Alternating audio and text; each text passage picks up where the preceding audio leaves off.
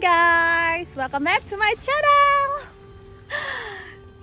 So guys, for this adventure, I and two of my friends, we are going to Waterfall that located in Kupang Regency, which is in Oesusu. After 1.5 hours ride on the bike, now we arrive here and then we need to do some trekking like around 3 kilos before we reach the waterfall.